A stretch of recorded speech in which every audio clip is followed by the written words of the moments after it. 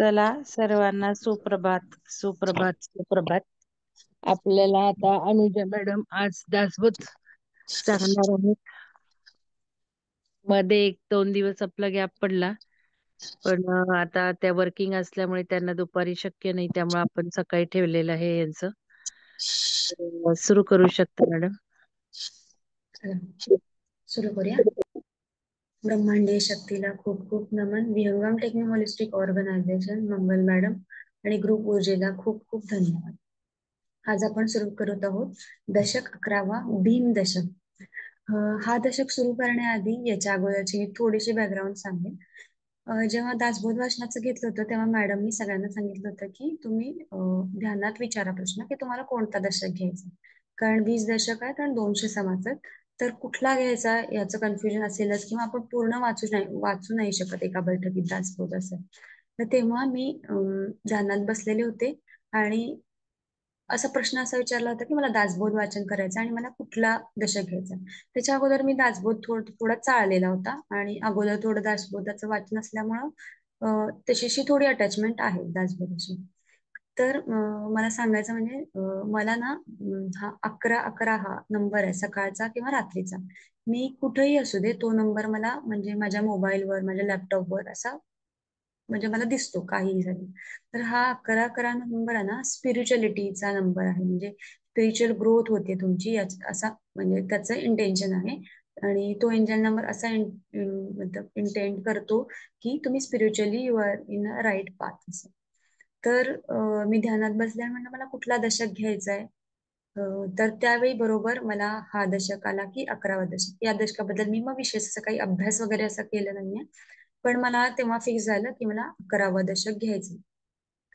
बर 11 या नंबरचं सांगते. आपण 1 नंबर माहितीये की 1 हा म्हणजे एंजल नंबर आहे, तसंच हा 11 नंबर बद्दल पण मला असं हे होते, इंट्युशन्स होते किंवा असं एक विशेष अशी आहे त्याच्याशी, त्या नंबरशी अटॅचमेंट म्हणू शकता. म्हणजे तो नंबर रात्री म्हणा किंवा सकाळी म्हणा किंवा गाडीचा नंबर म्हणा, तो मला ऑटोमॅटिक कुठंही असला तरी दिसतो आणि मला त्याचं क्लिक होतं की असं I am in right path, म्हणजे म्हणजे माझे एंजल माझ्या सोबत आहेत, ते मला एव्हरी टाइम गाईड करतात.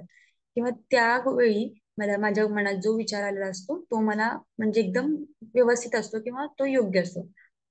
तर हा ह्या दशकाचं सांगायचं म्हणजे दशक 11वा भीम दशक. नावाप्रमाणेच भीम. भीम म्हणजे विचार करायचा की पांडवांमधला भीम घ्या किंवा असा गोष्टींमधला भीम. राक्षसाची गोष्ट जी माहिती आहे भीम आणि त्या राक्षसाची गोष्ट. भीम म्हणजे बलदंड एवढं माहिती होतं. मग मी थोडासा विचार करायला सुरू केली की मला हा दशक का आला, म्हणजे हाच दशक मी का घ्यायचा. इतका सारा दासबोध आहे आणि त्याच्यात इतके सारे समाज आहेत आणि हाच दशक का आला. तर भीम दशक. भीम म्हणजे स्ट्रॉंगनेस किंवा असं शक्ती असं म्हणू शकतो आपण. तर ध्यानात मला असं आलं की मला माझ्या मनाची शक्ती, आंतरिक शक्ती वाढवायची आहे, म्हणून मला हा दशक घ्यायचा आहे. मग त्यानंतर पहिले तर माझ्याकडं बेलसऱ्यांचा दासबोध नव्हता. माझ्याकडे जो दासबोध आहे फक्त ओव्या आहेत त्याच्यात प्राकृत मराठीमधल्या, ज्या की समर्थांनी लिहिलेल्या आहेत. तर मी विचार केला की हा मला जसं म्हणजे ऊर्जेने येतं त्याप्रमाणे मला हे श्लोक घ्यायचे आहेत. मग मी पूर्ण अभ्यास तर केला नाही, पण जसं जमेल तसं ओव्यांचं वाचन केलं. तर खरंच मला पहिल्यांदा हा दशक माझ्यासाठी आहे. मग मला जितकं आकलन होतंय किंवा ऊर्जेकडून माझ्याकडून जितकं समजू म्हणजे जे बोलून घेते हे पहिल्यांदा माझ्यासाठी आहे, त्याच्यानंतर सर्व आपल्या ग्रुपच्या साधकांसाठी. तर ह्याच्यातून या दशकामधून आपल्याला स्ट्रॉंगनेस म्हणजे सामर्थ्य, हा दशक सामर्थ्याचा आहे, म्हणून याला भीम दशक म्हटलं. तर सुरुवात करूया आपण. या दशकामध्ये 10 समास आहेत. तर पहिला समास आज आपण घेणार आहोत आणि दुसरा समास घेणार आहोत. त्याच्या अगोदर पहिला सिद्धांत निरूपण आणि चत्वारदेव निरूपण नाव. तर त्याच्या अगोदर आपण बेलसर यांनी जे सांगितलंय या भीम दशकाबद्दल त्याचं वाचन करू. ते म्हणतात की समर्थांचा आदर्श पुरुष म्हणजे मारुतीराया, म्हणजे त्याचं नाव बलभीम. हा मी हे जे तुम्हाला आता सांगितलं हे ऍक्च्युली मी हे हा बेलसर यांचा दासबोध अमृता मॅडम कडे आहे आणि मग त्यांच्याकडून मला हा दासबोध मिळाला आणि हे वाचल्यानंतर मला कळलं की मला ऊर्जेकडून जे आलं होतं सेम ते बेलसरांनी दिलेल्या दासबोधाच्या ह्याच्यात तेच आहे की 11वा दशक म्हणजे भीम दशक आणि स्ट्रॉंग सामर्थ्याचं ते प्रतीक आहे. तर त्याच्यात लिहिलं आहे की श्री समर्थांचा आदर्श पुरुष म्हणजे मारुती राया, त्याचं नाव बलभीम, त्यांना 11वा रुद्र म्हणतात. हा, याच्यामध्ये मला असं पण इंट्युशन आलं होतं की 11वा 11 म्हणजे काय, जसे आता प्रसिद्ध आहेत की समर्थांचे 11 मारुती जे की सातारामध्ये आहेत तर ते कशाचं प्रतीक आहेत की तुमच्या सामर्थ्याचं. जेव्हा समर्थांनी या 11 मारुतींची उपासना केली होती त्याच्या मागे एक उद्दिष्ट होतं की बलोपासना म्हणजे सामर्थ्य. त्यावेळी त्यांचं सामर्थ्य, शरीराचं सामर्थ्य वाढण्याबरोबरच तुमच्या मनाचं सामर्थ्य वाढण्यासाठी समर्थांनी हा दसबोध आणि मनोबोध म्हणजे मनाचे श्लोक लिहिलेले आहेत. तर ते एक होतं की आपल्याला या भीमदशकातून आपल्या मनाचं सामर्थ्य वाढवायचं. आपल्या शरीराचं सामर्थ्य वाढवण्यासाठी तर आपल्याला बलोपासना करायला लागेल किंवा मारुतीरायाला किंवा बलभीमाला शरण गेलं पाहिजे. हे झालं भौतिक गोष्टीमधून. पण आपल्या मनाचं सामर्थ्य वाढवण्यासाठी आपल्याला या दशकात समर्थाने जे सांगितलेल्या त्या गोष्टी एकदम उपयुक्त ठरणार. तर त्यांना 11वा रुद्र म्हणतात म्हणून या 11व्या दशकाला भीम नाव दिलं आहे. श्री मारुतीराया महंतांचे अग्रणी आहेत. सहज समाधी सांभाळून कर्माचा प्रचंड खटाटोप कसा करावा हे त्यांच्या जीवनावरून शिकावे. म्हणूनच महंतांचे वर्णन केलेल्या या दशकाला भीम नाव दिले आहे. श्री समर्थांच्या काळ याच्यात त्यांनी सांगितलं की जेव्हा समर्थांनी दासबोध लिहिला त्यावेळी देशात अराजकता माजली होती. म्हणजे स्वराज्य नव्हतं, परकीयांचं आक्रमण होत होतं आणि त्यावेळी समर्थांना सांगायचं होतं की तुम्ही परमार्थ करा. पण त्यावेळी जर समर्थांनी सांगितलं असतं की तुम्ही फक्त परमार्थ करा तर कोणीच ऐकलं नसतं. त्यामुळे त्यांनी पहिल्यांदा प्रपंच नेटका करायला सांगितला. म्हणजे आपण जे काम करतो, प्रपंच म्हणजे आपण जे काम करतो, मग आपण संसार म्हणू शकतो. जसं प्रपंच म्हणजे मी एक शिक्षिका आहे तर माझा प्रपंच काय आहे, चांगलं मुलांना शिकवणं. तर हा माझा प्रपंच, तो मला नीट करायचा असं. तर समर्थाने त्या पद्धतीने शिकवण केली की पहिल्यांदा आपण आपला प्रपंच नीट करायचा, त्याच्यानंतर आपण परमार्थ करू शकतो. जेव्हा आपण स्वतः स्ट्रॉंग असू तेव्हा आपण एखादं म्हणजे जसं की एखादा आपण दुसऱ्याला सल्ला द्यायचा. जसं की तुकाराम महाराजांकडे एक आई गेली होती आणि तिने सांगितलं होतं की हा माझा मुलगा खूप छान गूळ म्हणजे खूप गोड खातो आणि खूप गूळ खातो म्हणून त्याचा गूळ बंद करा. तुकाराम महाराज काय म्हणले, पहिल्या दिवशी त्यांनी काहीच त्यांना बोलले. दुसऱ्या दिवशी ती आई आली आणि म्हणली की माझा मुलगा गूळ खातोय आणि त्याला सांगा तुम्ही की तू गूळ खाऊ नको. असं तुकाराम महाराज रोज रोज त्यांना यायला सांगत. 7-8 दिवस झाले आणि ते 8व्या दिवशी त्या आईनं तुकाराम महाराजांना प्रश्न विचारला की महाराज तुम्ही असं का, मी रोजच येते आणि तुम्ही रोज उद्या यायला सांगता. तेव्हा 9व्या दिवशी सांगितलं, त्या महाराजांनी त्या मुलाला सांगितलं की बाळा गूळ जास्त खाऊ नको, जास्त गोड खाणं चांगलं नसतं. मग ही एकच गोष्ट सांगायला तुम्ही 8 दिवस का लावले असं त्या मुलाच्या आईने विचारलं. तेव्हा तुकाराम महाराज म्हणले, जी गोष्ट स्वतः मी करतो ती दुसऱ्यांना कितपत सांगणं योग्य आहे. म्हणजे तो मुलगा ऐकणारच ना. मी गुळ खातोय आणि मी जो गुळ खाणार आहे तो समोरच्याला गुळ नको खाऊ म्हटल्यावर तो मुलगा ऐकणार नाही. त्यासाठी मी पहिल्यांदा माझा गुळ खाणं बंद केलं आणि त्याच्यानंतर त्या मुलाला उपदेश करतो.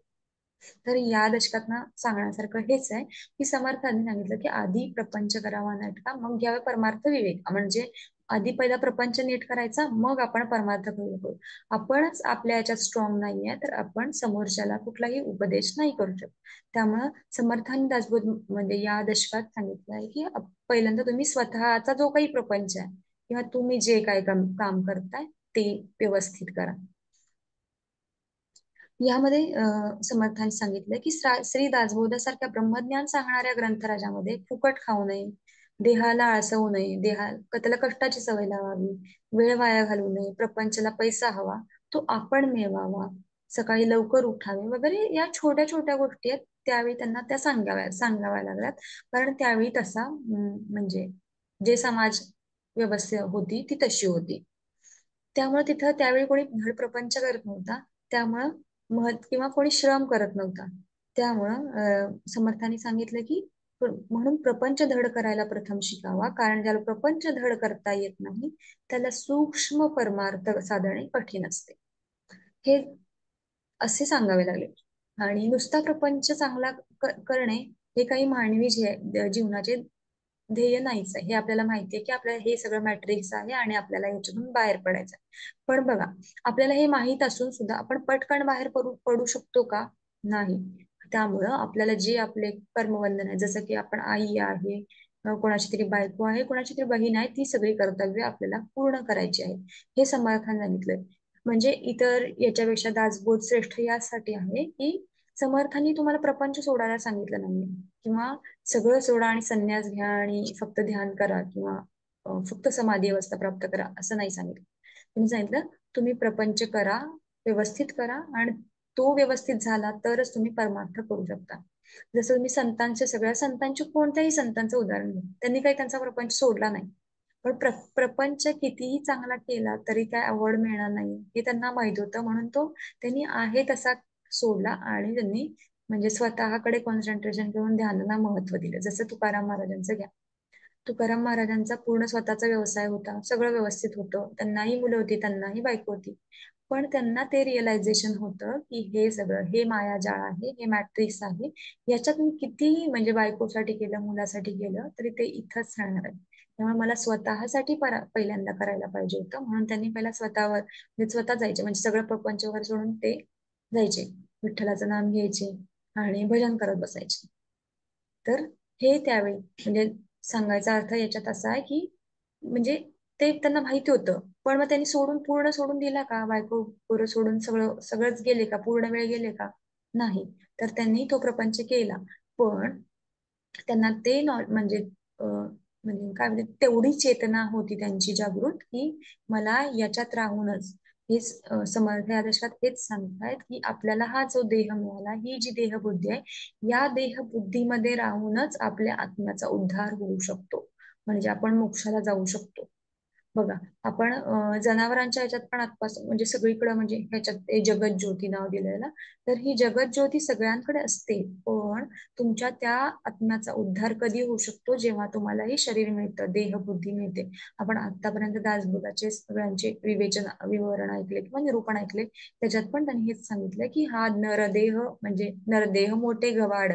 घबाड म्हणजे म्हणतात की एक घबाड सापडलंय म्हणतात ना, महत्वाचं, जे की आपण म्हणतात ना की काय सोन्याचं घबाड सापडलंय, पैशाचं घबाड सापडलं, तसं हा नरदेह मोठे घबाड असं समर्थांनी दासबोधात सांगून ठेवलं. ते याचसाठी की या नरदेहाचा वापर करूनच आपल्याला आपल्या आत्म्याची सुटका करून घ्यायची आहे. कारण मनुष्य देहात जितकी जाणीव आहे, जितकी चेतना आहे, तितकी कुठल्याच देहात नाही, प्राणी मात्रांमध्ये नाहीये. म्हणून आपल्याला हे सुटण्यासाठी म्हणजे या मॅट्रिक्स मधून सुटण्यासाठी, मायाजाळातून सुटण्यासाठी आपल्याला म्हणजे या देहाचा उपयोग करून घ्यायचा आहे. पण आपण कसं झालंय माहितीये का? बघा, आपण सोनाराच्या दुकानात जातो, ठीक आहे, कुठला तरी दागिना घेतो. बघा, कधी पण बघा, म्हणजे लहानपणापासून आठवा, दागिना घेतला तसं की आता तुम्ही अंगठी घेतली तर ती अंगठीची डबी देतात आपल्याला, ते अंगठी घालतात त्याच्यात आणि डबी देतात. आपण ती अंगठी हातात घालतो, पण मला जेवढं आठवतंय तर लहानपणी ती वेल्वेटची डबी असायची, तर आपण ती अंगठीपेक्षा त्या वेल्वेटची डबी जपून ठेवतो. बघा, कधी पण बघा. किंवा आपल्याला मिळालेलं असतं ते बॅग वगैरे, त्याच्याशी रिलेटेड बटवा वगैरे, तो आपण जपून ठेवतो. पण आपल्याला हे कळायला पाहिजे की त्या वेल्वेटच्या डबीला किंवा त्या ज्या दिसणाऱ्या सौंदर्याकडून आणलेल्या त्या बटव्याला कधी किंमत आहे जास्त, जोपर्यंत त्याच्यात अंगठी आहे तोपर्यंत. पण आपण अंगठी सोडून त्या म्हणजे त्या डबीला म्हणजे त्याच्यातलं ह्याच्यात हे सोडून घ्या, फक्त सार घ्या की आपल्याला काय समजून घ्यायचंय. तर आपण त्या वेल्वेटच्या डबीत अडकतो, ती आपल्याला छान वाटते, आपण त्याच्याकडे जास्त अट्रॅक्ट होतो. ते लहानपणापासून बघा, आपल्या घरी दागिना आला की आपण म्हणायचो हा आई तुला ते तुझी तुझी घे आणि ती डबी तेवढी मला दे. आणि ती डबी म्हणजे मी तर लहानपणी असं आम्ही साठवायचो त्या डब्या, वेल्वेटच्या डब्या असायच्या दागिने आणलेल्या. तर सांगायचा हेमतीचा असा की हा नरदेह आपल्याला ज्या गोष्टीसाठी मिळाला त्याचा आपण कशासाठी उपयोग केला पाहिजे, हे समर्थ दास बोलत सांगतात. आता समर्थ असं म्हणतात की नुसता प्रपंच करणे चांगला नाही, हे मानवी जीवनाचे ध्येय नाही. हे जरी खरे असले तरी चंचळ सोडून निश्चळाकडे किंवा प्रपंच सोडून परमार्थाकडे लक्ष देणारा क्वचितच आढळतो. म्हणूनच प्रपंचच प्रथम नीट केला तर परमार्थात उपयोगी पडणारे गुण, जसे की निष्ठा, चिकाटी, कष्टाळूपणा, कणखरपणा, नियमितपणा, सुख दुःख सोसणे, मानात मान घेणे, हे गुण विकसित होतात. प्रपंच नीट करा म्हणजे काय याचे उत्तर असे, मी व माझे हाच बंध आहे. तो तोडण्यास त्याच्या जागी तू व तुझे ठेवले पाहिजे. मी माझा प्रपंच देवाचा आहे अशी निष्ठा ठेवून अगदी व्यवहार बुद्धीने प्रपंच करावा. यासच ईश्वरार्पण बुद्धीने कर्म करणे असे म्हणतात. असे वागण्याने जीवनाच्या वासना क्षीण होतात, अहंता कमी होते, चित्त निर्मल बनते. ज्याच्यासाठी आपण मॅडम पण म्हणल्या, निर्मल मन निश्चल मन हे सगळ्याच म्हणजे मूळ आहे. जसं नित्यानंद स्वामी म्हणतात की निर्मल मन निश्चल मन. त्यांनी पण हे सांगितलं, आपण मातीतून आलोय, मातीतच जाणार आहे, पण तुमचं राहणार काय आहे, निर्मल मन निश्चल मन. तसंच समर्थ म्हणतात की चित्त निर्मळ बनते व निरासक्त कर्म आपोआपच घडू लागते. सामान्य माणसाला या गोष्टी कोणाच्या तरी जीवनात साकार झाल्यापासून आकलन होत नाही. महंत जीवन असे पाहिजे. महंत अति कर्मरत असावा, पण अहंकार गलित झालेला, वृत्ती स्वस्वरूपी नसणारा आणि निस्वार्थी प्रेम करणारा महंत सर्व काही करून कशातच अडकत नाही. सगळेच महंत आत्मज्ञानी असतील असे नाही, पण ते साधक मात्र असलेच पाहिजे. स्वरूप अनुसंधानाचा त्याचा अभ्यास जसजसा दृढ होत जाईल तस तसे सामर्थ्य विकसित होत जाईल. हे बघा, याचा अर्थ असा की स्वरूप अनुसंधान म्हणजे आपण बघा, तुम्ही जेव्हा पहिल्यांदा ध्यान करत असाल आणि आत्ता ध्यान करत असाल, म्हणजे रेग्युलर ध्यान केल्यानंतर जेव्हा आपली ध्यानाची बैठक बसते तेव्हा आपल्याला समजतं की आपलं म्हणजे जेव्हा आपण पहिलं ध्यान करतो तेव्हा काय म्हणतात आपल्याला की फक्त श्वासावर लक्ष ठेवा, विचार येणार आणि मग त्या विचारांकडे लक्ष न देता आपण आनापानसती ध्यानामध्ये फक्त श्वासावर लक्ष देतो. जसजशी आपली ध्यानाची बैठक वाढत जाते तस तसं आपण बाकीच्या गोष्टींवर विचार करायला सुरुवात होतो. जसं की आपण शिवस्वरूप शास्त्र शिकलो त्याप्रमाणे आपण मग श्वासाचा उपयोग करून आपल्या जीवनाचा त्याचा वापर करतो, किंवा ध्यान करताना पण त्याचा वापर करतो. 3 प्रकारच्या नाड्या आहेत, त्या नाड्यांचा कुठल्या वेळी कुठली नाडी चालू पाहिजे म्हणजे हळूहळू. मग आपण पहिल्याच बैठकीत असं करतो का, ध्यानाच्या पहिल्याच बैठकीत सुषुम्ना चालू आहे का हे बघतो का? नाही. कधी बघतो? जशी आपली ध्यानाची बैठक जशी जशी मजबूत होत जाईल तसं आपोआप आपल्याला ते ज्ञान आकलन होतं किंवा त्याप्रमाणे आपल्याला मिळत जातं. म्हणजे तुम्ही जर सिंहावलोकन करत असाल की पहिल्यांदा आपण म्हणजे कुठले कार्यक्रम अटेंड करत होतो आणि त्यानंतर आपण आतापर्यंत आपली लेवल कशी आपोआप वाढत जाते किंवा ऊर्जा आपोआप त्याप्रमाणे आपल्याला मिळत जाते. जशी आपली चेतना वाढत जाते म्हणा किंवा आपली साधना वाढत जाते त्याप्रमाणे. तर जसं सांगितलंय समर्थाने की जशी आपली साधना वाढत जाईल तसं तसं आपलं सामर्थ्य विकसित होत जातं. लोकांना तो एक स्फूर्ती केंद्र बनेल. अशा भूमिकेवर राहणारा संत किंवा महंत त्याचं आध्यात्मिक जीवन उंचावलेलं असतं असं त्यांना सांगायचं. हे झालं दशकाचा पूर्ण भीम दशकाचं सार त्यांनी सांगितलं पहिल्या ह्याच्यामध्ये. आता आपण सुरू करूया पहिला समास, ज्याचं नाव आहे सिद्धांत निरूपण नाम. तर सिद्धांत, सिद्धांत म्हणजे काय बघा, ते शास्त्रज्ञ असतात ना, एक सिद्धांत म्हणतात. तुम्ही बीजगणित शिकलो आपण 10वी वगैरे त्याच्यात असायचं बघा, सिद्धांत बीजगणितात असायचं. जी दिलेली गोष्ट असते त्याला आता मला आठवत नाही काय म्हणतात ते दिलेल्या गोष्टी लिहायच्या आणि त्याच्यानंतर आपल्याला काय काढायचं ते, आणि सिद्धांत म्हणजे ही गोष्ट कशी झाली त्याचं पूर्ण विश्लेषण म्हणजे सिद्धांत. आता जसं की पायथागोरस प्रमेयाचा सिद्धांत काय आहे की कर्णाचा वर्ग म्हणजे काय म्हणतो आपण त्याला, कर्णाचा वर्ग बरोबर बाजूवर्ग अधिक बाजूवर्ग असं वॉट एव्हर जे काही सूत्र आहे. मग ते पायथागोरसनं तो सिद्धांत कसा मांडला, त्यांनी ते सिद्ध करून दाखवलं की 2 बाजूंचा वर्ग त्यांची बेरीज म्हणजे त्या पूर्ण कर्णाची बेरीज असते, म्हणजे डायगोनल. कर्ण म्हणजे डायगोनल, मला इंग्लिश शब्द आठवत नव्हता. तर हा झाला सिद्धांत. तसंच पहिल्या समासामध्ये समर्थ सांगतात सिद्धांत निरूपण नाम. श्रीराम समर्थ याच्यामध्ये समर्थांनी पंचमहाभूतांशी रिलेटेड आणि अष्टधा प्रकृती ही एक्सप्लेन केलं. सुरू करूया आपण. श्रीराम समर्थ, आकाशापासून वायू होतो हा तो प्रत्यय येतो, वायूपासून अग्नी जो तो सावध ऐका.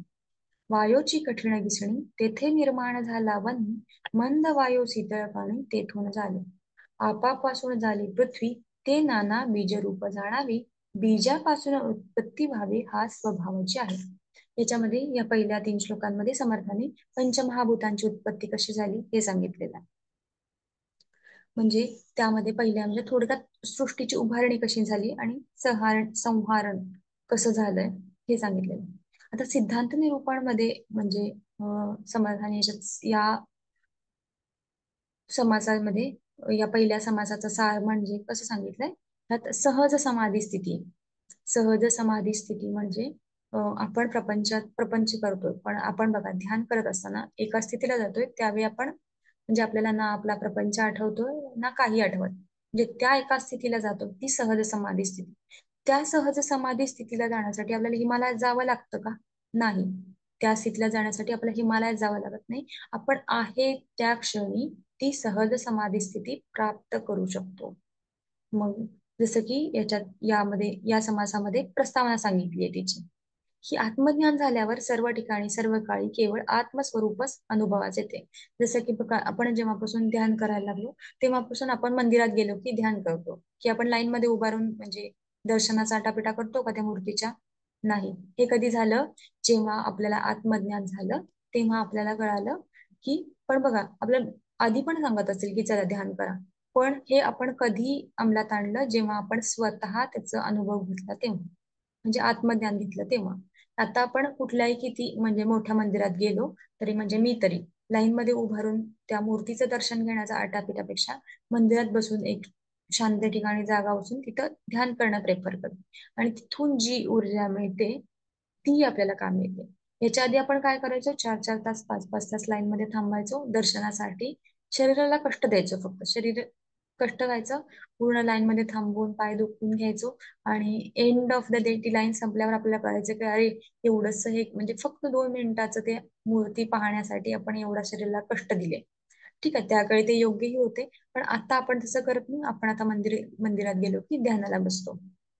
तर हे काय झालं?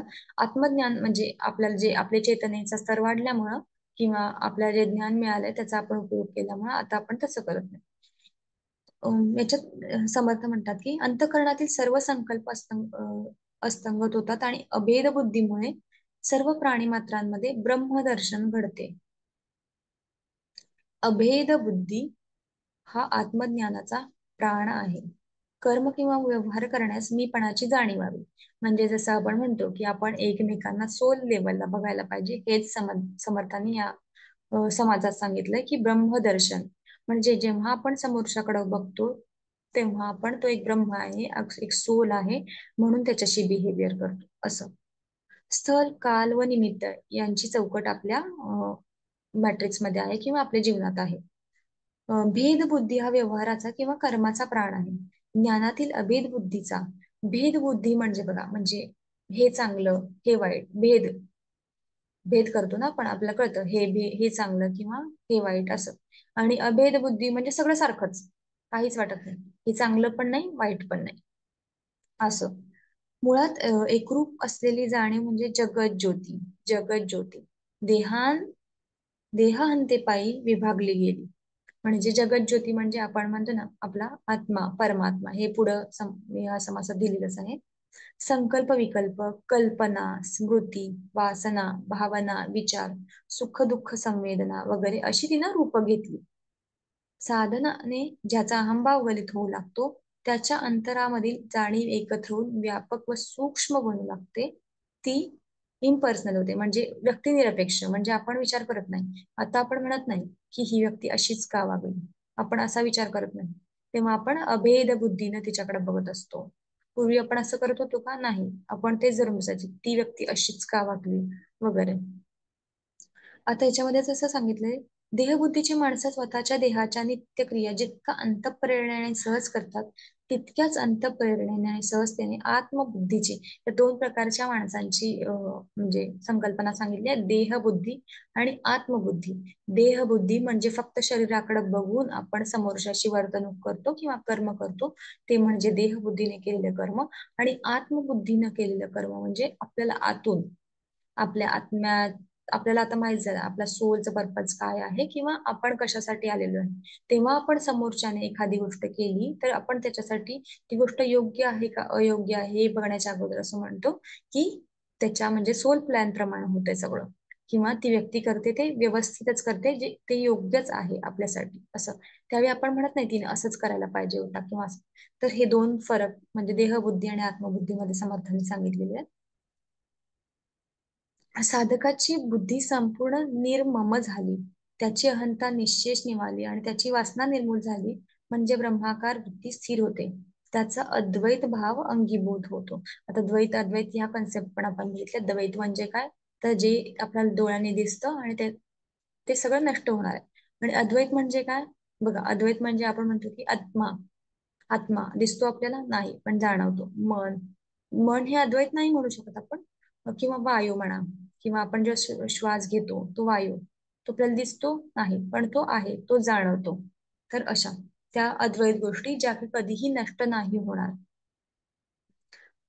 अं, याच्यामध्ये पहिले जे 3 श्लोक वाचले आपण, त्याच्यात पृथ्वीची उभारणी त्याच्यानंतर संहारणी थोडक्यात सांगितली. त्याच्यामध्ये सांगितलं की आकाशापासून पहिल्यांदा वायू होतो, वायूपासून अग्नी होतो, वायूमध्ये कठीण घर्षण झाल्यानंतर अग्नी निर्माण होतो, मंद वायूपासून थंड पाणी निर्माण होते, पाण्यापासून पृथ्वी निर्माण होते आणि तिच्यामध्ये अनेक बीज साठवलेली आहेत. बीजापासून वनस्पतीची प्राणी मात्रांची निर्मिती व्हावी असा निसर्गाचा नियमच आहे. सगळ्यात महत्वाचं म्हणजे हे सांगतात की समर्थ सांगतात, मुळी सृष्टी कल्पनेची, कल्पना आहे मुळीची, जेपासून देवत्रयाची काय झाली. म्हणजे ही पूर्ण विश्व आहे, सृष्टी आहे, कल्पनामय आहे. कल्पना आधी अगदी मूळ मायापर्यंत पोहोचते. मूळ माया म्हणजे म्हणजे त्रिदेव, कोण, ब्रह्मा विष्णू आणि महेश, हे 3 देव मूळ मायेतून बाहेर आलेले. निश्चल ब्रह्मामध्ये चंचल दिसणे हे कल्पनेचे अगदी प्रथम स्वरूप होय. कल्पना म्हणजे इमॅजिनेशन, जे आपण करतो ना, आपल्याला जे काही हवं आहे ते इमॅजिनेशन. बघा आपण मॅट्रिक्स मध्ये ज्या ज्या गोष्टींसाठी म्हणजे ज्या गोष्टी करतो मॅट्रिक्स मिळवण्यासाठी, समर्थांनी दासबोधामध्ये त्याच गोष्टी अवॉइड करायला सांगितलं. म्हणजे संकल्प म्हणा किंवा कल्पना करायचीच नाही, कारण जेवढं आपण कल्पना करू तेवढं त्या मॅट्रिक्स मध्ये अडकत राहणार, तेवढं त्या मायाजाळात अडकत राहणार. त्यामुळं समर्थ असं सांगतात की कल्पना करायचीच नाहीये. पण आपण आता देहबुद्धी घेऊन आलोय, आपल्याला आपल्या संसारिक गोष्टी करायच्या आहेत, म्हणून आपण ते इमॅजिनेशन किंवा कल्पना शक्तीचा वापर करून बघा आपले टेक्निक्स वापरतो आणि आपल्याला जे हवं आहे ते साध्य करतो. पण इथं समर्थ आपल्याला सहज समाधी अवस्थे म्हणजे समाधी अवस्थेकडे म्हणजे संत बनवायला घेतलंय. समर्थांना वाटतं की प्रत्येक मनुष्यानं संत व्हावं, म्हणून त्यांनी हे शिकवण आपल्याला ते देतात. आता बघा समर्थ म्हणतात की निश्चल ब्रह्मामध्ये चंचल दिसणे हे कल्पनेचे अगदी प्रथम स्वरूप आहे. म्हणून अष्टधा प्रकृती कल्पनेतून निर्माण झाली. अष्टधा प्रकृती म्हणजे कोण, पंचमहाभूत आणि 3 त्रिगुण, ही सगळे मिळून बनते ती अष्टधा प्रकृती. मुळात सूक्ष्म कल्पना होती, नंतर तीच फोफावली, खूप विस्तार पावली, अखेर विश्वाच्या रूपाने तिने दृश्य आकार धारण केला. म्हणजे ही कल्पना आहे, म्हणजे ही सृष्टी आहे, मुळी कल्पना, मुळी सृष्टी कल्पनेची. आणि हे समर्थांनी या श्लोकात सांगितलेलं. आणि ती कशी निर्माण झाली, पंचमहाभूत आणि 3 त्रिगुण.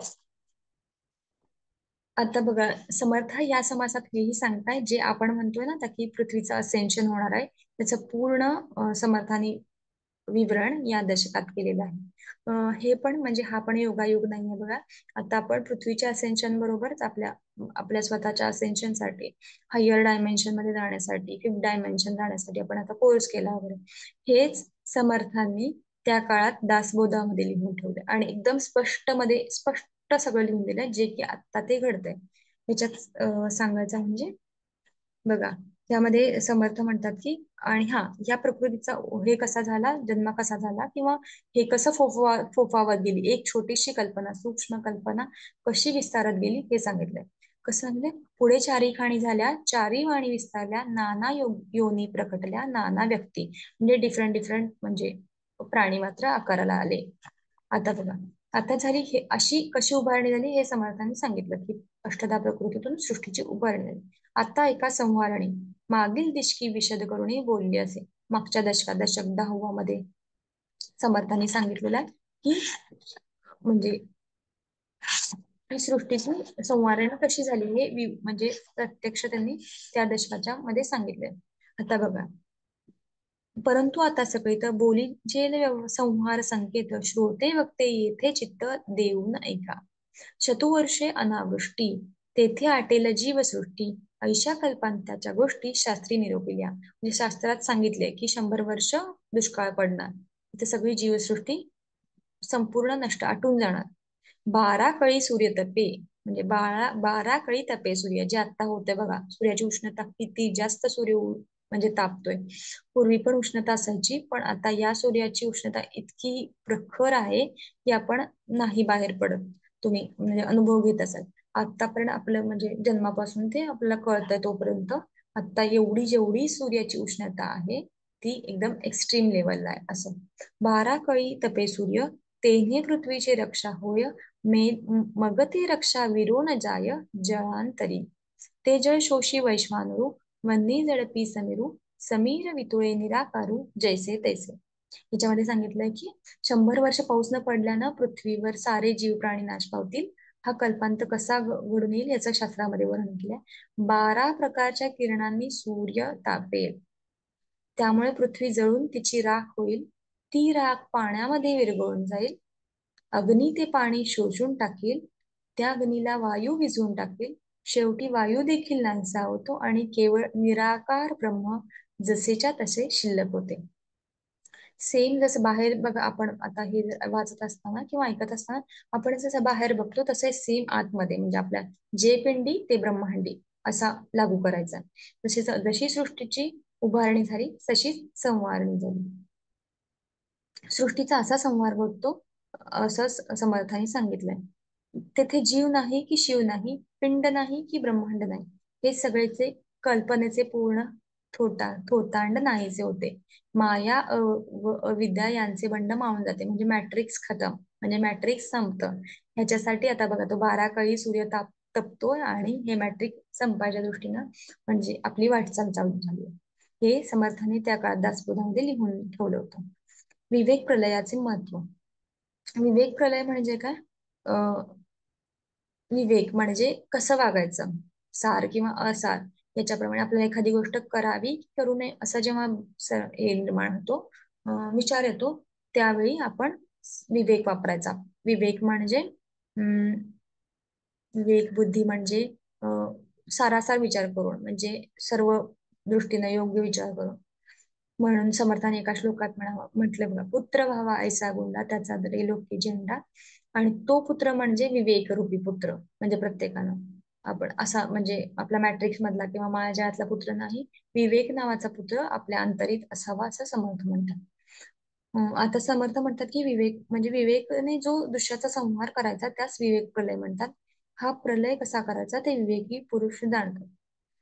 आता सर्व म्हणजे आता त्यांनी जगत ज्योती बद्दल सांगितलं माहिती. जगत ज्योती म्हणजे आपण ज्याला परमात्मा, अंतरात्मा किंवा आत्मा, सोल म्हणतो, त्याच्याबद्दल माहिती सांगितली. आता सर्व प्राण्यांमध्ये व पदार्थांमध्ये गुप्त रूपाने राहणारी जगत ज्योती कशा रीतीने क्रीडा करते याचे वर्णन करतात.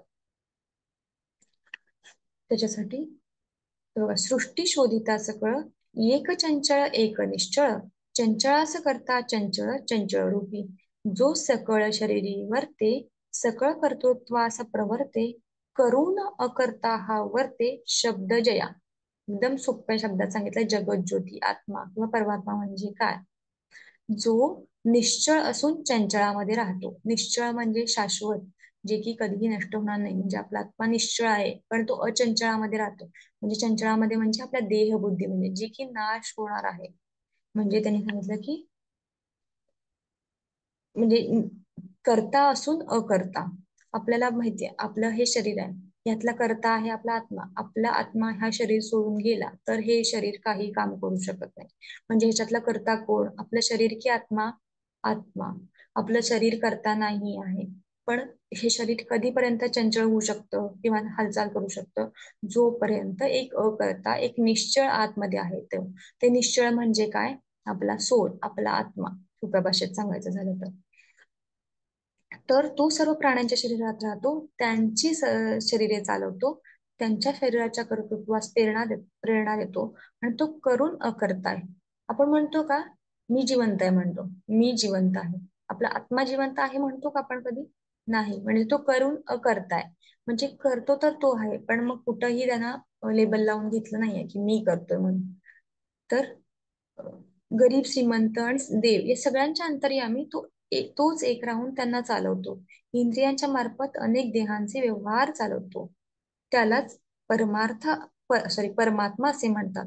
तो सर्व करता आहे ही गोष्ट लोक जाणतात, परंतु तो देखील अखेर नाश पावणार आहे याचे खरे खोटे पण विवेकाने शोधून पाहिजे. म्हणजे असं म्हणतो ना सायुज्यता मुक्ती, म्हणजे आपण काय म्हणतो सोलचा प्रवास असा आहे की म्हणजे जर आपण सुटलो नाही या महाजातून परत परत परत आपल्याला जन्म घेणार आहे आणि हा जन्म मरणाचा फेरा चुकवण्यासाठी समर्थ म्हणतात की सायुज्यता मुक्ती म्हणजे मोक्ष, म्हणजे या सोलला पण आपण सोडवायचं आहे.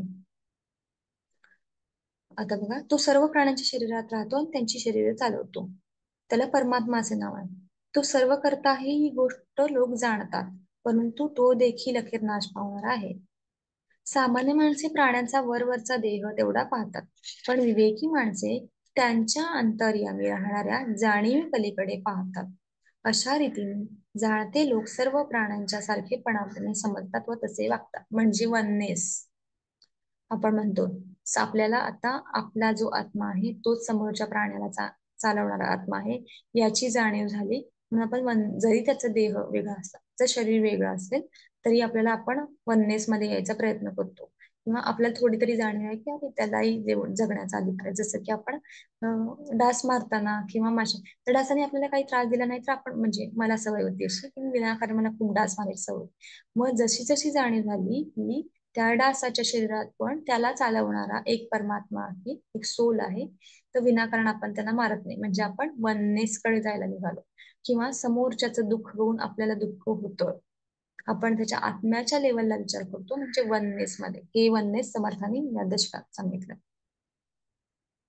त्याच्यामध्ये एक श्लोक आहे की विद्या विनय संपन्ने ब्राह्मणे गविहस्तिनी शुनी चैव पाकेच पंडिता समदर्शिना. या श्लोकाचा अर्थ आहे विद्या आणि विनय यांनी संपन्न असलेला ब्राह्मण, गाय, हत्ती, कुत्रा, चांडा या सर्वांना विवेकी पुरुष सारखेपणाने पाहून त्यांच्याशी समत्वाने म्हणजे सगळ्यांना एक भावनेने पाहायचं, म्हणजे वननेस मध्ये बघायचं, असं या श्लोकात सांगितलेलं आहे. आता समर्थ म्हणतात की ह्या जगत ज्योतीला अजून कोणत्या कोणत्या नावाने ओळखलं जातं ते आपण बघू शकतो. त्याच्यामध्ये बघा, देह पाहता वेगळाले परंतु अंतर एकची झाले, प्राणी मात्र देखील एकांतरे, अनेक प्राणी निर्माण होती परी एकची कळा वर्तती, तये नाव जगत ज्योती जाणती कळा. सॉरी. श्रोत्री नाना शब्द जाणे, त्वचेमध्ये शीतोष्ण जाणे, चक्षुमध्ये पाहू जाणे नाना पदार्थ, रसनेमध्ये रस जाणे, घ्राणामध्ये वास तो जाणे, कर्म इंद्रियामध्ये जाणे नाना विषय स्वाद, सूक्ष्म रूपे स्थूळ रक्षी नाना सुख दुःखे परीक्षी, त्यास म्हणती अंतरसाक्षी अंतरात्मा. आता या श्लोकामध्ये समर्थ म्हणतात जे आपल्या तोंडातून शब्द बोलतात, कानापासून आपण जे ऐकू शकतो, नाकापासून श्वास घेऊ शकतो, डोळ्यामधून आपण जे पाहू शकतो, ते सगळं म्हणजे जगत ज्योती आहे. तो म्हणजे अंतरात्मा आहे. आपले फक्त डोळे आहेत हेच म्हणजे तो आतमध्ये आहे आणि तोच सर्व करतो. ही झाली त्याची विविध रूप. आपण आत्मा म्हणजे फक्त सोल म्हणायचो, पण आपण ऐकू शकतो, बोलू शकतो, बघू शकतो, ह्या ज्या सगळ्या गोष्टी आहेत त्या सगळ्यांना म्हणजे जो आपला अंतरसाक्षी आहे त्याला अंतरात्मा म्हणतात, असं समर्थ म्हणतात. किंवा आपण गोड खातो, म्हणजे कुठली गोष्ट ती गोड आहे, ती जिभेची चव, ती चव कोण? ती चव म्हणजे कोण देतो? तो अंतरात्मा. अशी जगत ज्योतीची विविध रूप समर्थाने उदाहरणाद्वारे सांगितली आहेत. तिची आणखी नावे म्हणजे आत्मा, अंतरात्मा, विश्वात्मा, चैतन्य, सर्वात्मा, सूक्ष्मात्मा, जीवात्मा, शिवात्मा, परमात्मा, द्रष्टा, साक्षी, सत्ता, रूप. द्रष्टा म्हणजे ऑब्झर्वर, तो काही म्हणजे कुठल्याही कार्यात सहभागी होत नाही, म्हणजे तो फक्त आपल्या चंचळाकडून म्हणजे आपल्या देहबुद्धीकडून तो काम करून घेत असतो आणि त्याप्रमाणे आपलं काम होत असतं. जगत ज्योती मोठी विलक्षण खरी, सर्व जीवांना त्यांच्या अंतर्यामी राहून चालवते हेही करे, परंतु ती चंचल आहे. चंचळाचा परिणाम आहे निश्चळ स्वरूप पलीकडे असते. आधी मूळ माया म्हणजे निश्चळ ब्रह्म वस्तूमधील विकार होय. त्या मूळ मायेतील विकार म्हणजे जगत ज्योती होय. चंचल किंवा विकारी तेवढे सगळे मूळ मायेतून निर्माण होते. मूळ माया म्हणजे देहबुद्धीतून हे सगळं निर्माण होतं, मायेतून निर्माण होतं. जेव्हा आपण म्हणतो की जीव जातो तेव्हा माणसाचा प्राण जातो. याच्यामध्ये समर्थ सांगतात, हा, जातो जीव तो प्राण, नेणे जीव तो अज्ञान, जन्म तो जीव तो जाण, वासनात्मक, ऐक्य जीव तो ब्रह्मांश, जेथे पिंड ब्रह्मांड निरास, येथे सांगितले विशेष चत्वार जीव. असो हे अवघे चंचळ, चंचळ जाईल सकळ, निश्चळ ते निश्चळ आदी अंती. म्हणजे हे चंचळ आहे ते जाणारच आहे आणि निश्चळ आहे ते शाश्वत राहणारच आहे. निर्विकारी निर्गुण निरंजन निसंग निप्रपंच.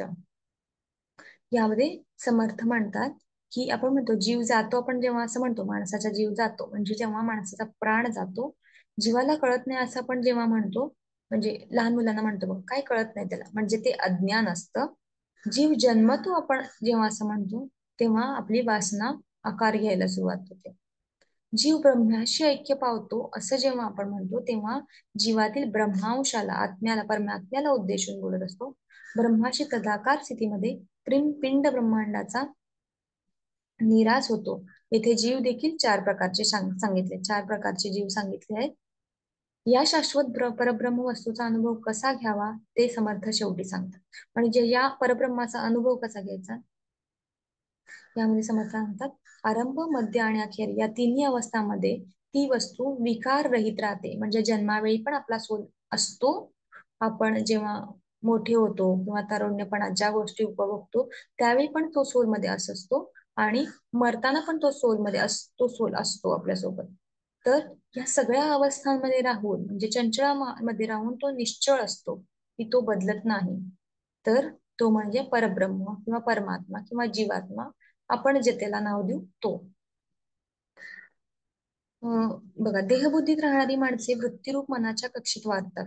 ज्या ठिकाणी वृत्ती नाहीशी होऊन मन उन्मन होते व ज्ञान विज्ञान बनते त्या अवस्थेची कल्पना करणे कठीण आहे. म्हणून समर्थ सांगतात की पहिल्यांदा म्हणजे बघा, आपण डायरेक्ट त्या गोष्टीला पोहोचू शकत नाही, आपण एकदम स्टेप स्टेप स्टेप चालत आलोय. म्हणजे पूर्वीचे लोक बघा नामस्मरण करायचे एक एक तास, दोन दोन तास.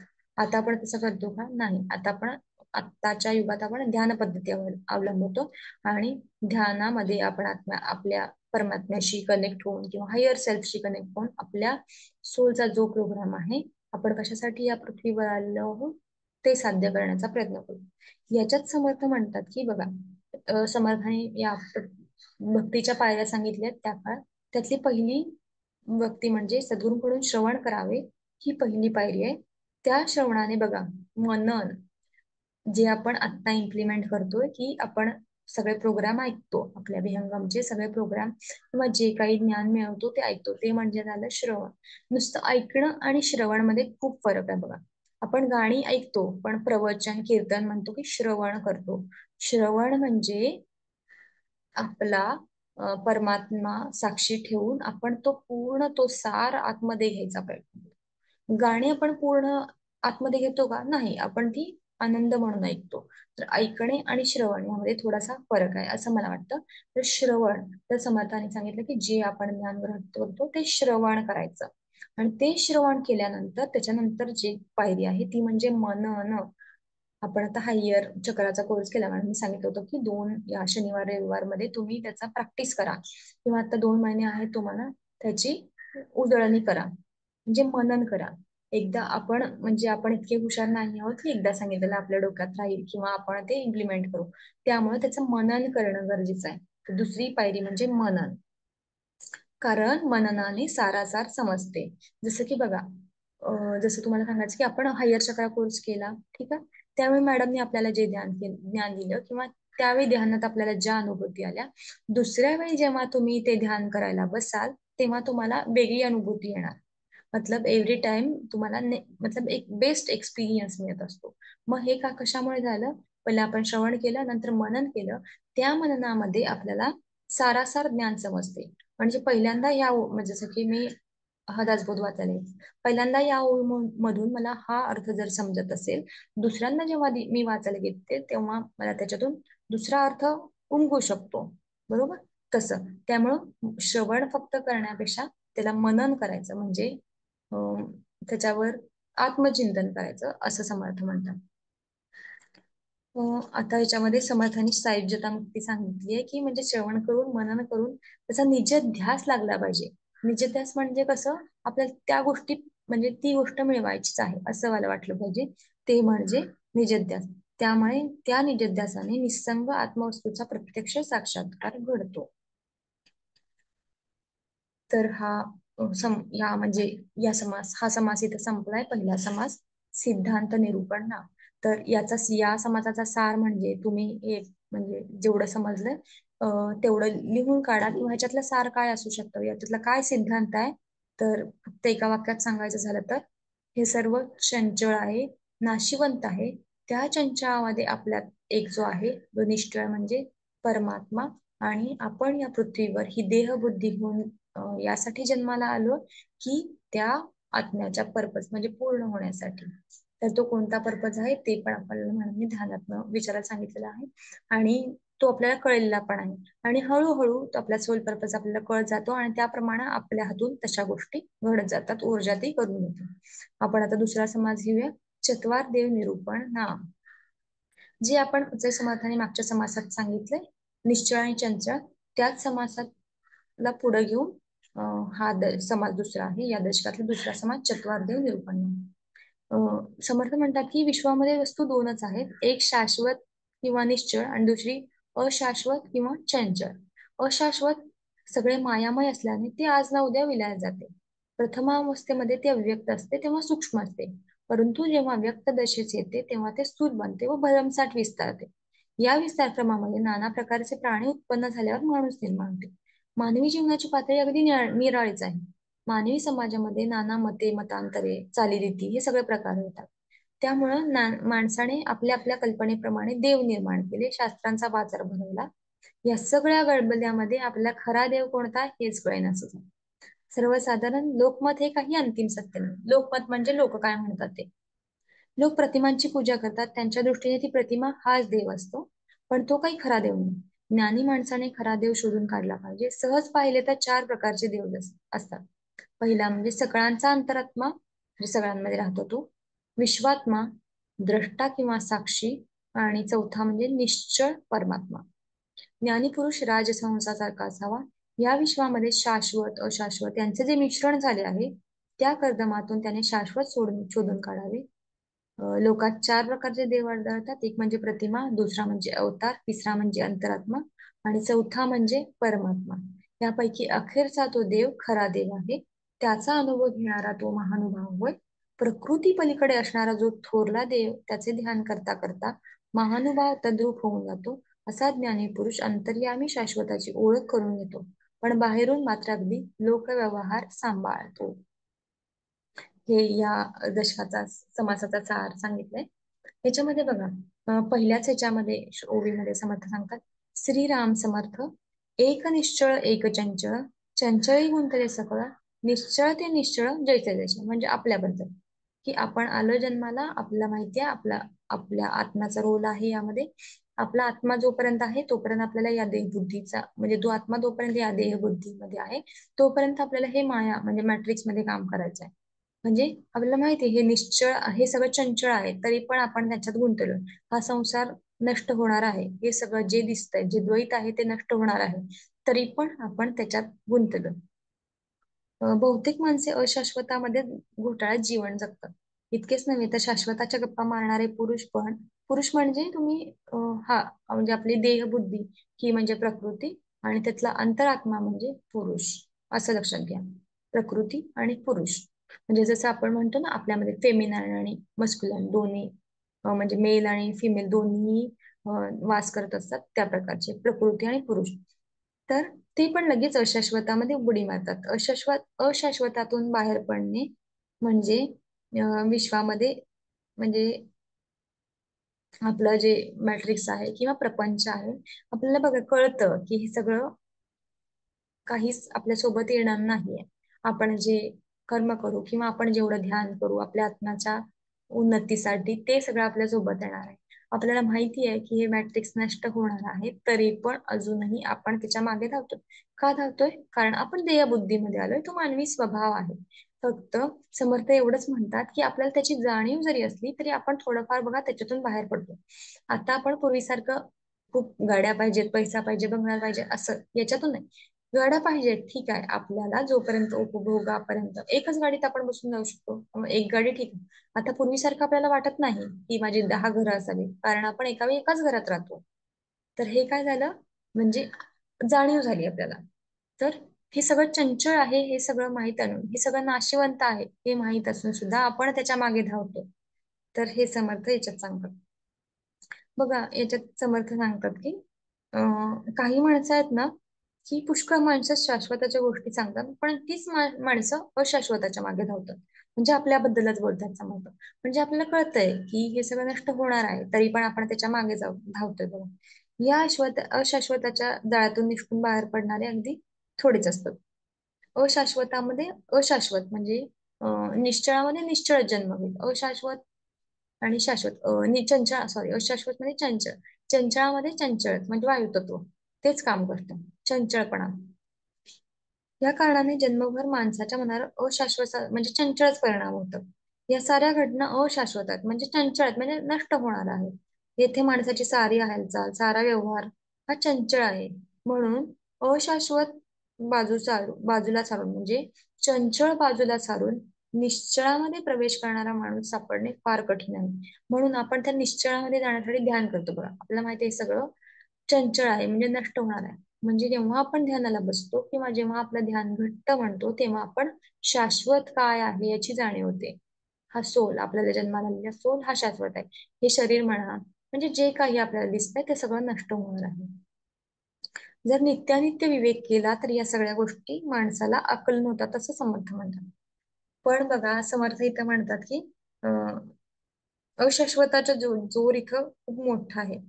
म्हणजे आपल्याला म्हणजे बघा मॅट्रिक्स मध्ये आपण जर बघतो तर हे जे चंचल माहिती आहे सगळं, पण सगळे लोक त्याच्याच मागे धावतात. तर त्याचा जोर मोठा विलक्षण आहे.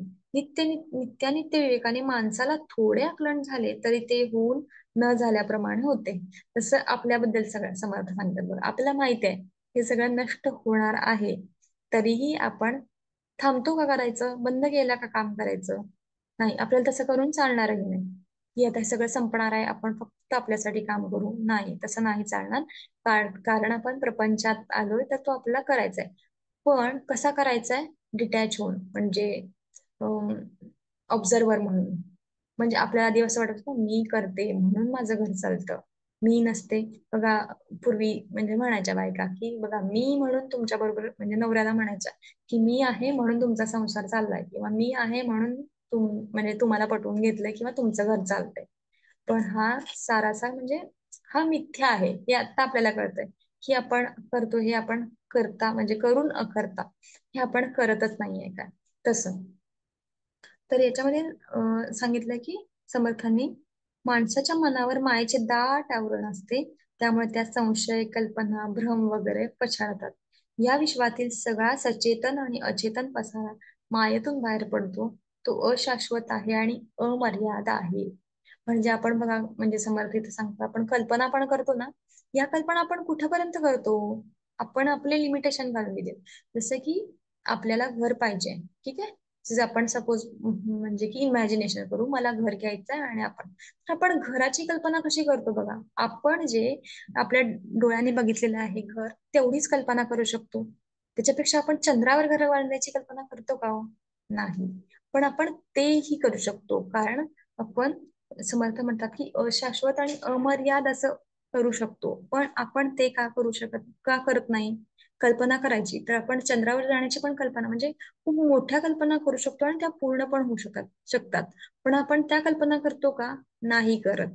का नाही करत? कारण आपण ते आपल्या म्हणजे दृष्टीतून ते बघितलंच नाही. पण घर म्हणजे कोणाचं तरी घर, मोठं घर किंवा चित्रात बघितलेलं घर असतं किंवा गाडी म्हणा, तर आपण अशी वेगळी गाडी इमॅजिन करतो का?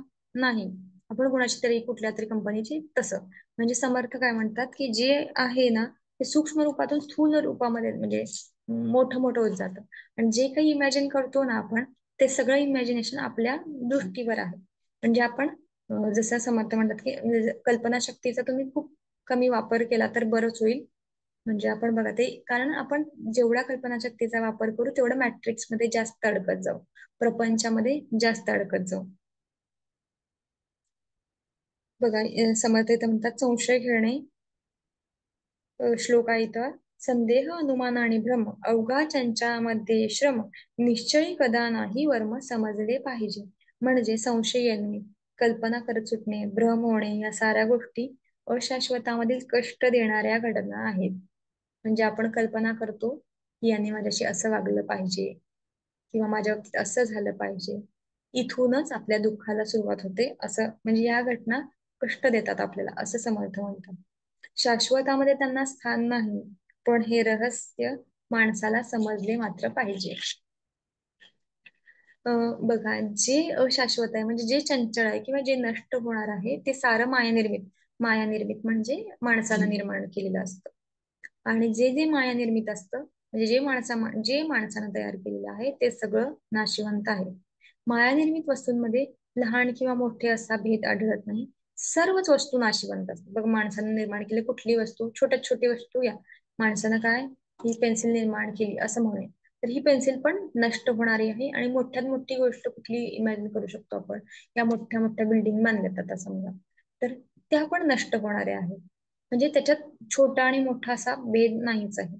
फक्त ते अशाश्वत आहे हे नक्की, म्हणजे चंचल आहे हे कधी ना कधी नष्ट होणार आहे. म्हणजे असं विचार करायचा नाही की ती म्हणजे बिल्डिंग पडणार वगैरे, असं नाही म्हणायचं आहे.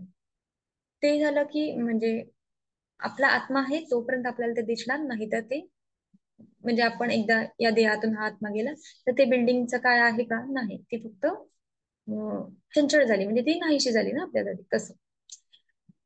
त्याच्यामध्ये बघा, विश्वामध्ये जिकडे तिकडे मायेचा विस्तार आहे.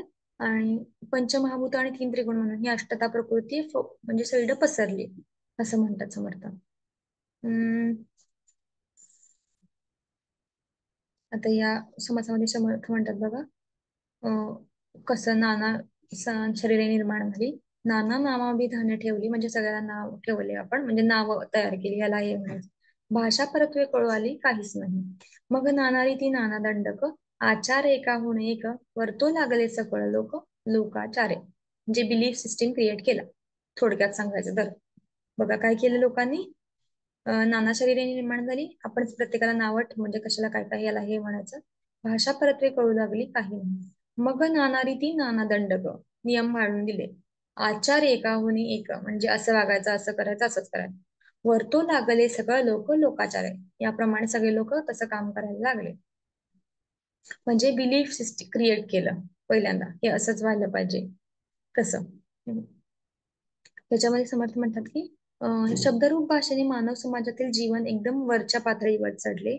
मानव समाजाचा पाया भाषेमध्ये असतो, तर त्याच्या प्रगतीचे मूळ आचार आणि विचार यांच्यामध्ये असतो.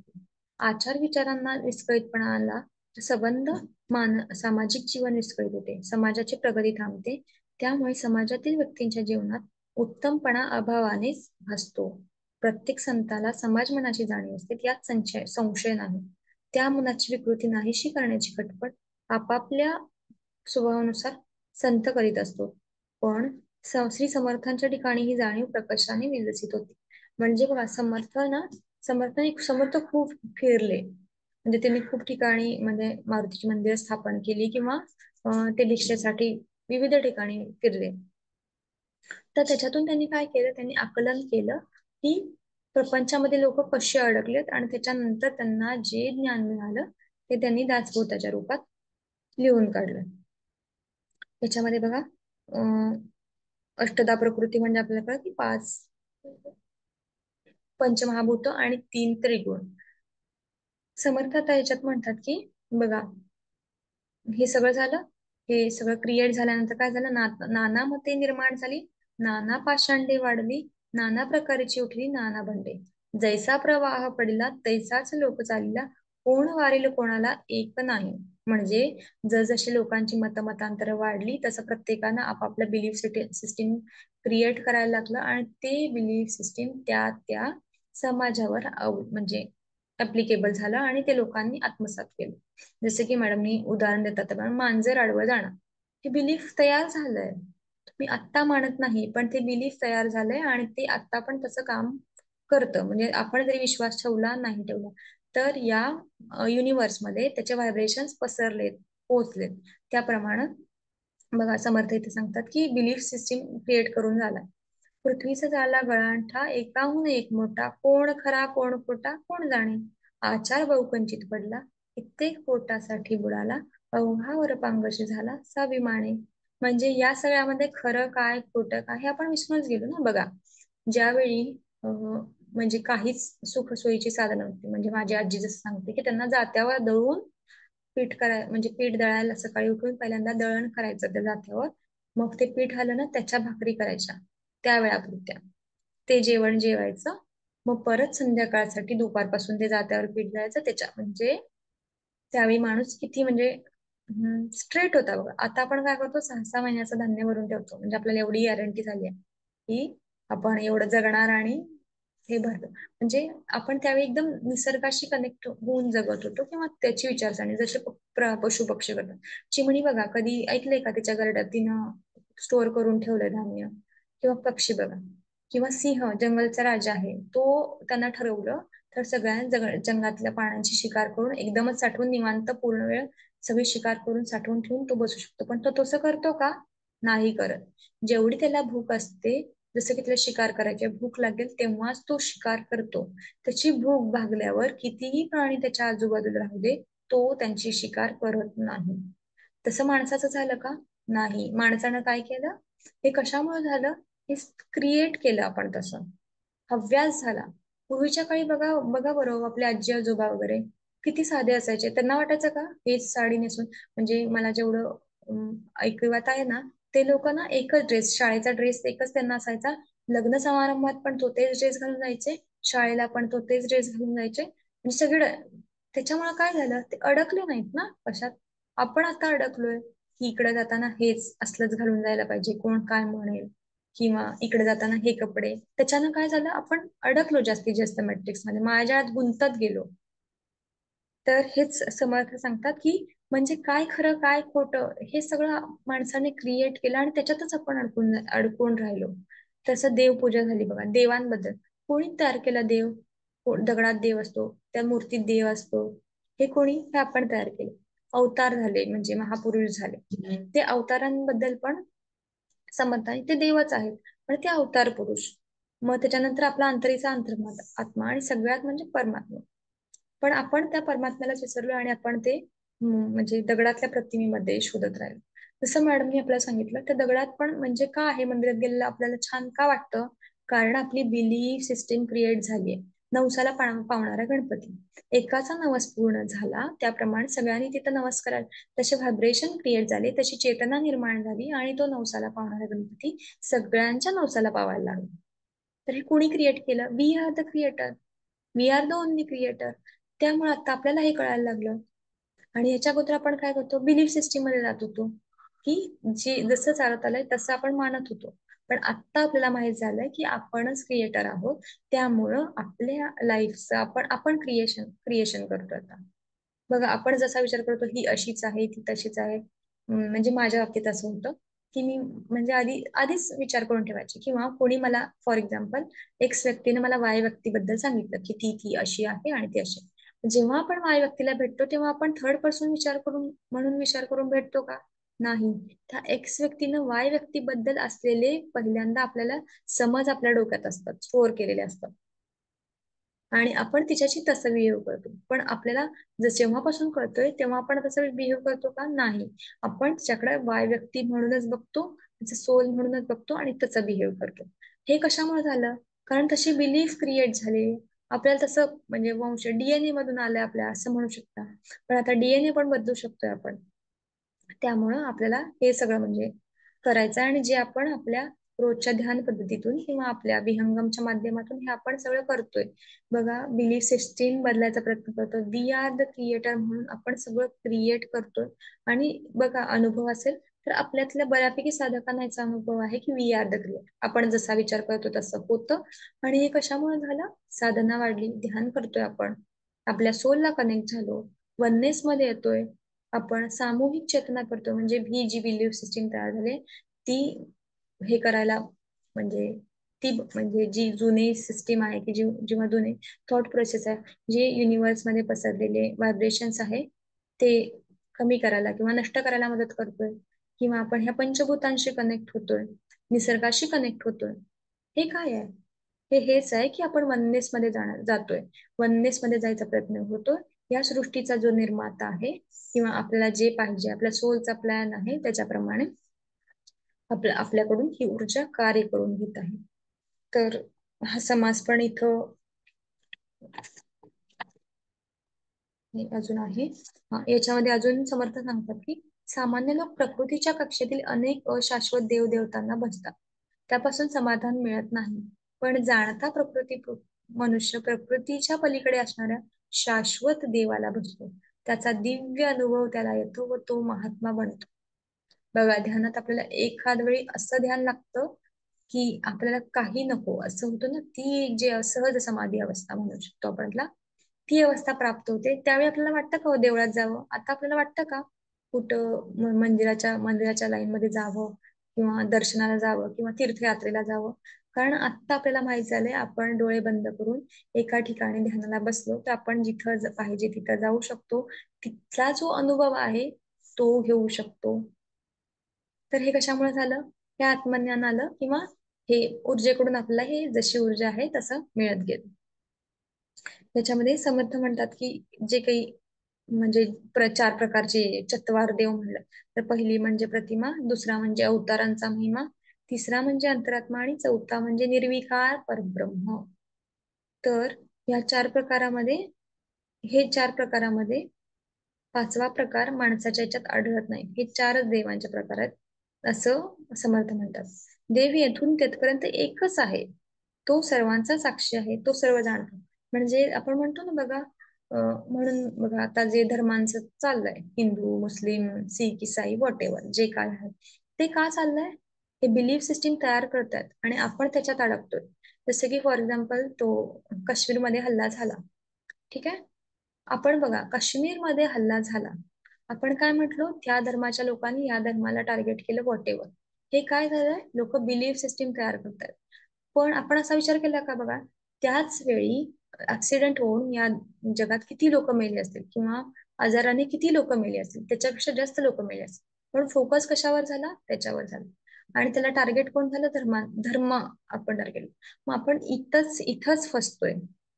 लोक आपल्याला त्याच्यात अडकवायला बघतायत की हे असं झालं म्हणून ह्यांनी केलं म्हणून असं झालं. ऍक्च्युली तो युनिव्हर्सचा प्लॅनच होता तसा, आणि ती त्यांची चेतना होती, म्हणजे ते त्यांचा सोल प्रोग्राम प्रमाणे सगळं झालं. पण आपण त्याला लेबलिंग करत बसलोय की याच्यामुळे हे झालं, याच्यामुळे ते झालं. असं मॅडमनी परवा सांगितलं. त्यामुळे त्यांनी बघा त्या अतिरेक्यांना पण लव्ह लाईट पाठवला किंवा त्यांच्या सोलचा प्रोग्राम म्हणजे त्यांच्यासाठी पण प्रार्थना केली म्हणू शकतो आपण. हे कशामुळे झालं?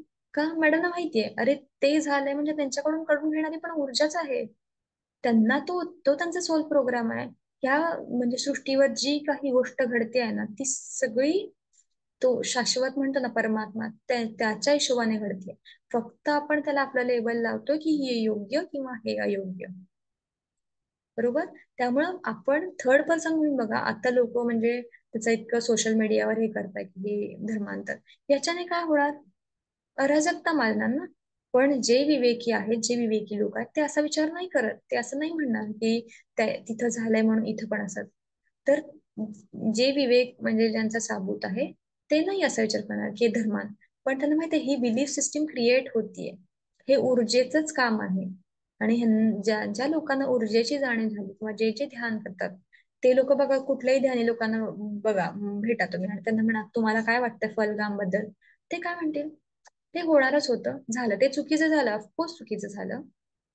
पण तो एक सोल प्रोग्राम होता त्यांचा, त्या अतिरेक्यांचा किंवा ज्यांचा मृत्यू झाला. आपण काय करायचं? फक्त त्यांना आपल्या पद्धतीनं त्यांच्या सोलचा जो प्रोग्राम होता त्यांच्या पुढच्या प्रवासासाठी त्यांना शुभेच्छा द्यायचा, असं. तर या समाजात समर्थ म्हणतात की देव येथून तिथपर्यंत एकच आहे आणि तो सर्वांचा साक्षी आहे. बघा, त्या अतिरेक्या म्हणजे जे गोळ्या घालणारा माणूस होता त्याच्यात पण तो आहे आणि जो मरणारा आहे त्याच्यात पण तो आहे. फक्त त्यांना जाणीव नव्हती. पण हे कशामुळे झालं? तो साक्षी एकच असताना सुद्धा हे का झालं? तर चंचल देह, त्या देहबुद्धीप्रमाणे प्रत्येकाला काम करणं आहे आणि बिलीफ सिस्टीम प्रमाणे म्हणा किंवा ती ऊर्जाप्रमाणे त्यांचं ते कार्य झालं, जे झालं ते झालं. पण आता आपण त्याच्यात अडकून पडणं कितपत आहे हो योग्य आहे हे आपण स्वतः माहित नाही. मला हे का आलं आता, हे मी काय ठरवलं नव्हतं हे काही बोलायचं वगैरे. बघा, जसं मॅडम म्हणतात ना, आपण जेव्हा दुसऱ्यांना, म्हणजे हे सगळं माझ्यासाठी आहे, जेव्हा मी हे जे ऊर्जा प्रमाण पहिल्यांदा येतं तेव्हा ऊर्जा हे सगळं ऍप्लिकेबल पहिल्यांदा मला होतं आणि त्याच्यानंतर ग्रुपला होतं. म्हणजे हा थॉट माझ्या मनात आला असणार आहे, म्हणून ऊर्जेने मला हे आत्ता सांगितलं की हे असंच आहे. ऑफकोर्स. तर म्हणजे हे याचा या समासाशी काही संबंध नव्हता, तरी पण ते ओघात निघून गेलं. म्हणजे ऊर्जा कशी काम करून घेते. तर ते बघा, म्हणजे मॅडम जसं म्हणतात त्याचा मी आतापर्यंत अनुभव घेतला की आपण जेव्हा या खुर्चीत बसतो दुसऱ्यांना देण्यासाठी बसतो, तेव्हा ते पहिल्यांदा स्वतःला अप्लाय होतं. आणि ह्या दशकाचं पण सेम असंच आहे. स्ट्रॉंगनेस, भीम दशक, तो स्ट्रॉंगनेस पहिल्यांदा मला अप्लाय करायचा जेव्हा, तेव्हाच मी तुम्हाला सांगू शकते असं. तर यात इथून सांगण्याचा मतिरथ आपण इथपर्यंत होतो की देव इथून तिथपर्यंत म्हणजे सगळा तो एकच आहे, सर्वांचा साक्षी आहे. तर प्रकृती आणि पुरुष प्रकृती म्हणजे ही अष्टधा प्रकृती, म्हणजे ही देह बुद्धी ही चंचळ आहे, ही नष्ट होणारी आहे. पण त्या चंचळामध्ये राहणारा एक निश्चळ म्हणजे तो अंतरात्मा, तो निश्चळ आहे, तो नष्ट होणारा नाही असं. यामध्ये सांगितलं की हा राजहंसाचं उदाहरण दिलंय.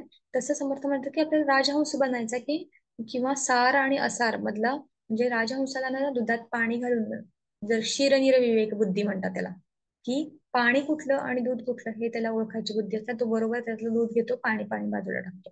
तसं आपल्याला या संसारात राहून करायचंय की आपली क्षीरनिर विवेक बुद्धी वापरून कार्य करायचं आहे. ह्याच्यात समर्थ असं म्हणतात की बघा, अं, अरे जो चंचळास ध्येय तो सहजशी चळेल. म्हणजे जो चंचळाला म्हणणार तो लगेच ढळणार, चळणार. जो निश्चळास भजेल तो निश्चळची. प्रकृती सारखे चालावे, परी अंतरी शाश्वत ओळखावे. सत्य होऊन वर्तावे, लोकान ऐसे. खूप महत्वाची ओवी आहे की प्रकृती सारखे चालावे. म्हणजे बघा, आपल्याला माहित झालं सोल म्हणून, सोल म्हणजे काय. पण आपण सगळ्या लोकांना सांगतो का हो तुमचा सोल प्रोग्राम आहे वगैरे? नाही सांगत, नाही सांगू शकत का? कारण त्यांची तेवढी चेतना नाहीये. त्यामुळं प्रकृतीसारखे चालावे, देहबुद्धीप्रमाणे कार्य करायचं. परी अंतरी शाश्वत ओळखावे. परंतु अंतरात्मा म्हणजे आपला जो सोल आहे तो शाश्वत आहे, हे ओळखून आपण कार्य करत राहायचंय. जसं की समर्थ म्हणतात की अं, जो अशाश्वताचे सतत चिंतन, म्हणजे जे चंचळाचं चिंतन करतो तो अस्थिर असतो. पण जो शाश्वताचं चिंतन करतो किंवा त्याला माहिती आहे जे काय निश्चय आहे, तो स्थितप्रज्ञ होता. म्हणून जाणत्या पुरुषाने देहाने अशाश्वत प्रमाणे वागावे, परंतु अंतर्यामी शाश्वत ब्रह्म ओळखून असावे. आतून ब्रह्मस्वरूप असावे व बाहेरून मात्र चार लोकांसारखे वर्तन ठेवावे. जसं आपल्याला माहितीये बघा, तुम्हाला म्हणजे आपल्याला माहित असेल आता जे चाललंय मॅट्रिक्स म्हणजे किंवा पृथ्वीचं असेन्शन, बाहेर तुम्ही लोकांना सांगायला घेतात तर त्यांना काही याच्यातलं कळणार नाही. पण आपण म्हणजे ध्यान करतोय किंवा आपल्याला ज्ञान आहे म्हणून आपण सगळं सांगायला जायचं नाही. पण आपण काय करतोय, ते ज्ञान शाश्वताचं ज्ञान आपल्याकडे ठेवून बाहेर आपलं जे चालू आहे वर्तमान मधलं काम करतोच आहे की. तर ही ओवी महत्वाची आहे. समर्थ म्हणत की प्रकृतीसारखे चालावे, सगळ्यांसारखं करावं, परंतु अंतरी शाश्वत ओळखावे. जे शाश्वत आहे, जे सोल आहे, जे परब्रह्म आहे त्याला ओळखावे आणि सत्य होऊन वर्तावे लोकांना.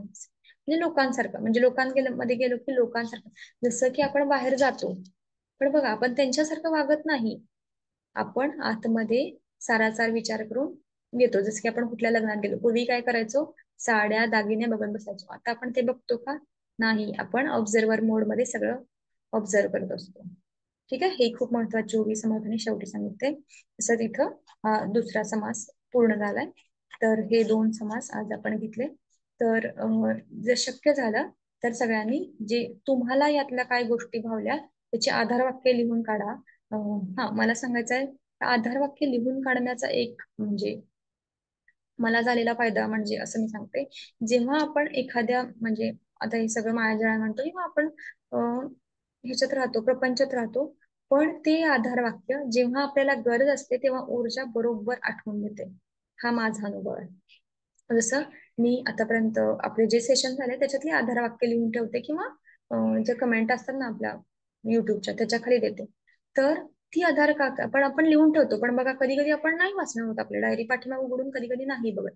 पण जेव्हा आपल्याला एक्झॅक्टली गरज असते तेव्हा ती आधार वाक्य बरोबर आपल्याला आठवतात.